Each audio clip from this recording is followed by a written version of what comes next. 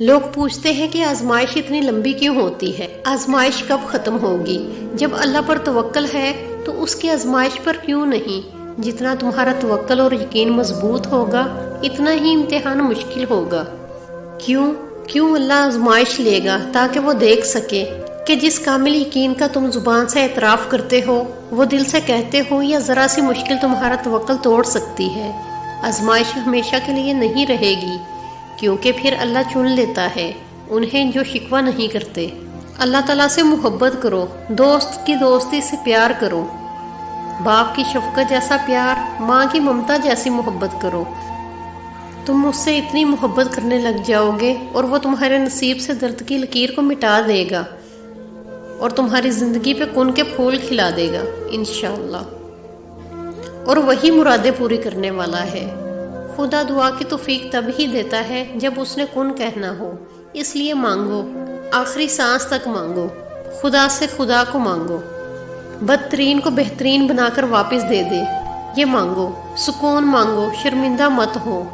تم نے خدا کے سامنے صرف اپنی خواہش رکھی ہے، اس کے پاس ناممکن کو ممکن بنانے کا اختیار ہے۔ کن کہنا راستہ بنانا اور تمہیں سکون دینا اس ذات کا کام ہے۔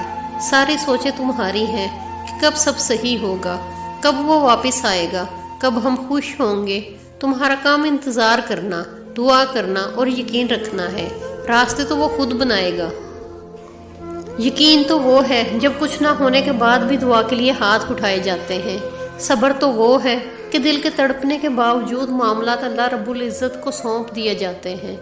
ہاں، ایسا کرنا آسان نہیں ہوتا، مگر ہاں، ایسا کر لینے کے بعد آسانیاں ہی آسانیاں ہوتی ہیں۔ پھر کیوں پریشان ہوتے ہو؟ جو کام تم نہیں کر سکتے انہیں اللہ کے حوالے کرنا سیکھو، اور جو کام اللہ رب العزت کے حوالے کر دو اس پر کبھی بھی پریشان مت ہو۔